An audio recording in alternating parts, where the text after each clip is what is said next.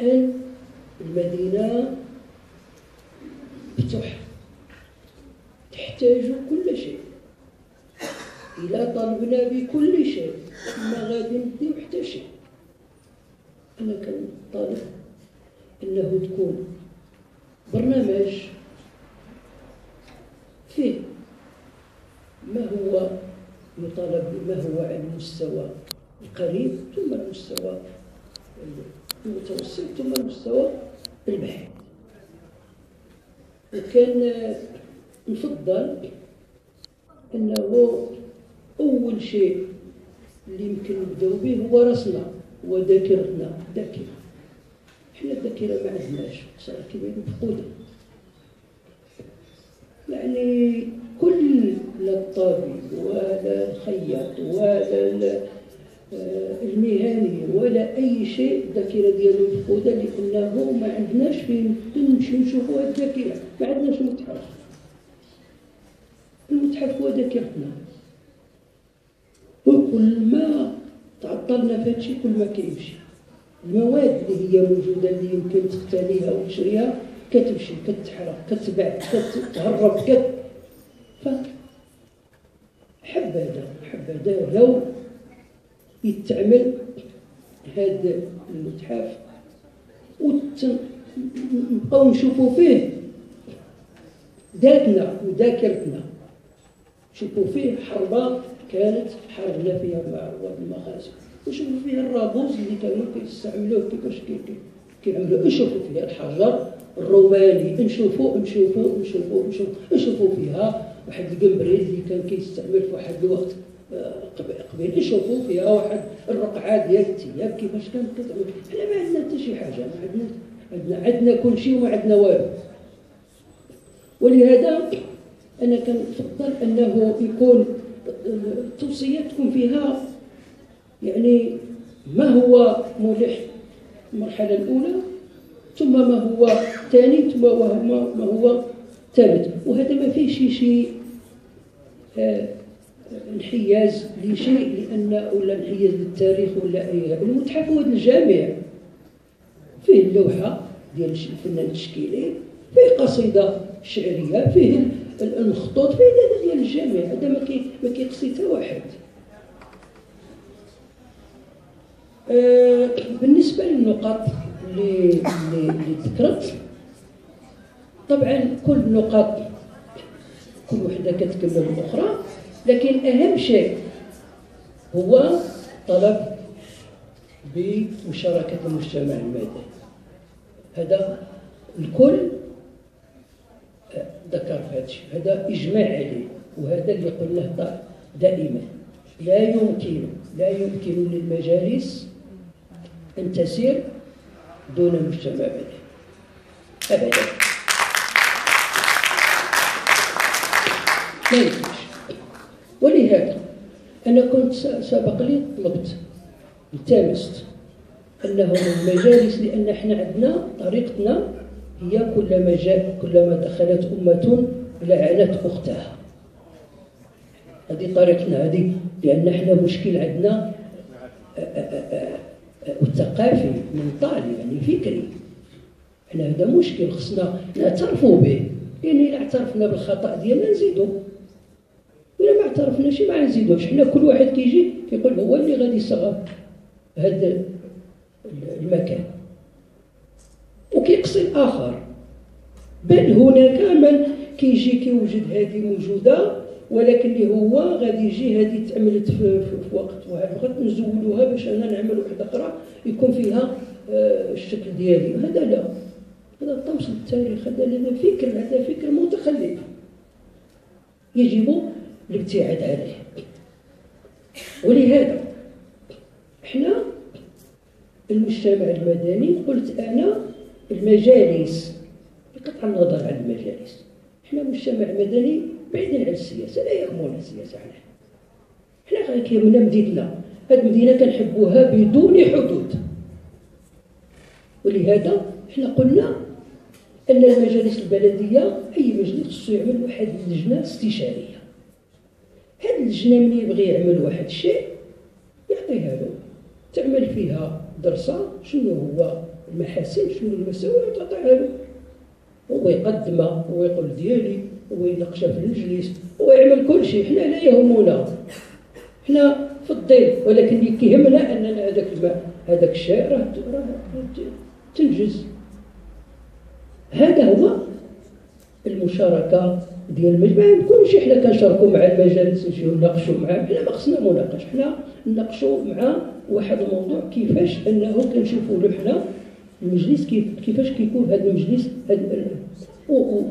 وسمعتوا من كثير من الاخوان بما فيهم اللي الاستاذ المريني اللي قال لك بان المدينه هي يعني جاهزه، بلا ما نكرروا الاقوال.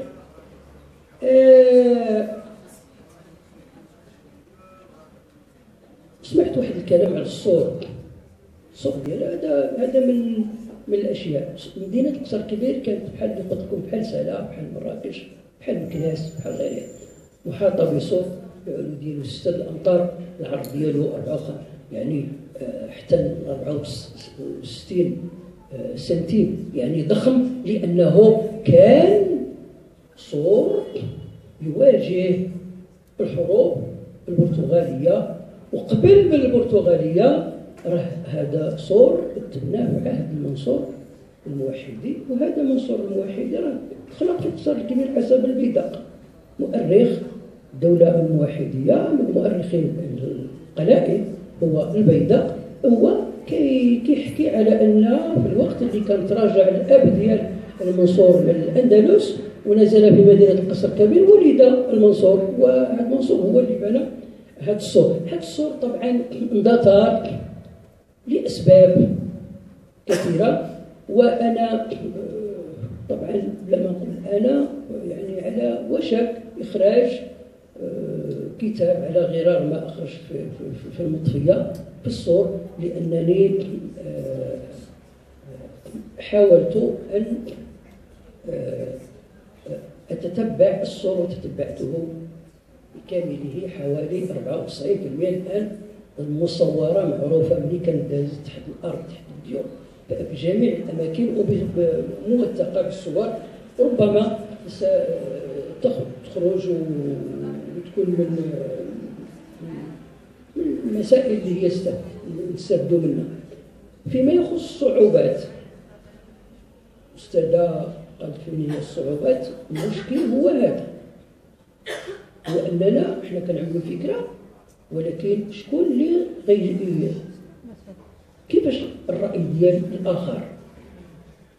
إحنا المشكل اللي عندنا هو الرأي الآخر، هو أنه هذه الفكرة منين جات، واش غيتقبلها الآخر ولا ما غيتقبلهاش الآخر.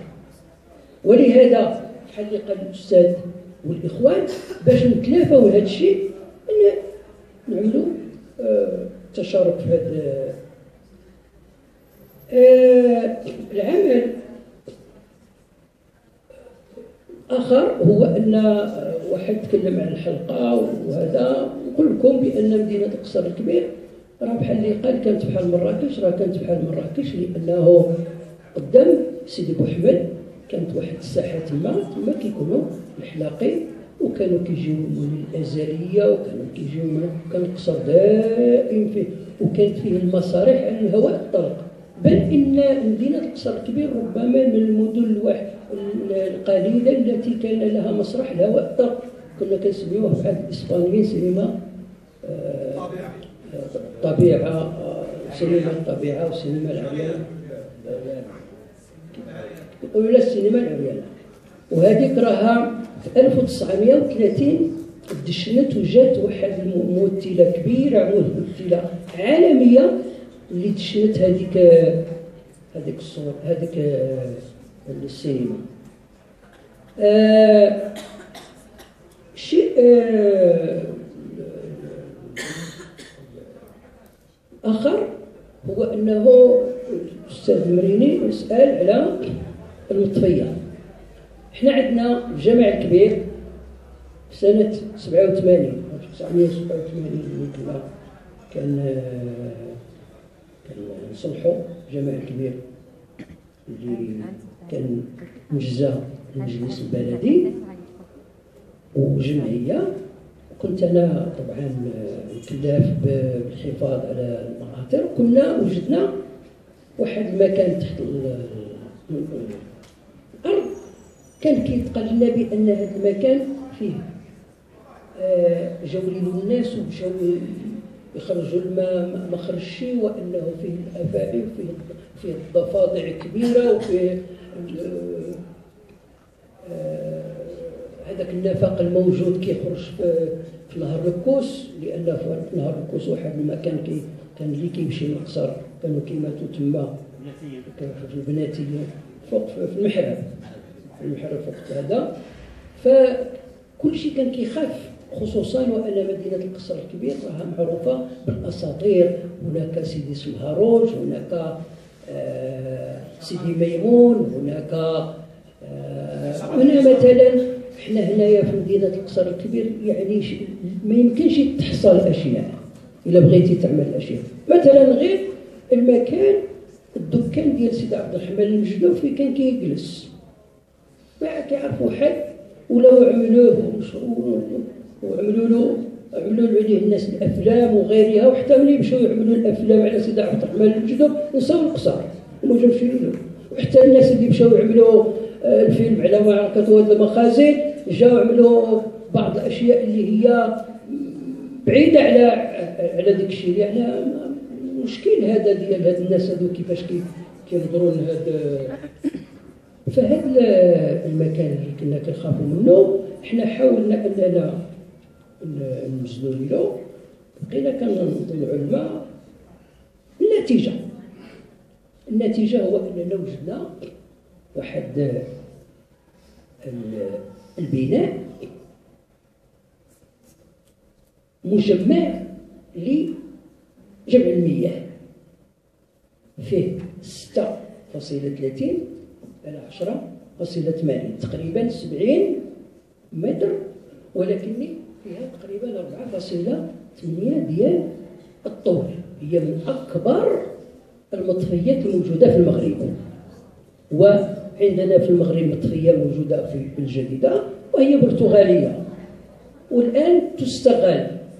احنا عندنا مطفيه ترجع الى عهد المارينيين، هذيك مطفيه مارينيه وضخمه جدا، وهذه من الاشياء التي اذا كانت هناك تقنيات لانها مليئه بالمياه يمكن تفرغ المياه ويمكن تحفر لها من جانب من احدى الجوانب وتصبح من احدى المزارات ومن احدى الموارد وتساهم في التنميه لان مدينه القصر الكبير والمنطقه ديالها كلها زاخره ما كتحتاجش شي اموال ولا اشياء كثيره. حنا عندنا بحال كاين الانسان عنده الفضه والذهب وهو عنده ما كيمشيش ما كيعملهاش. مثلا هو هاد المخازن حنا مشينا في الصباح راكم كتشوفوا هاد المخازن يعني شنو كان فيها، وما نعاود لكمش شنو قلنا فيها وشنو عملنا فيها، ولكن يعني ما كاينش شي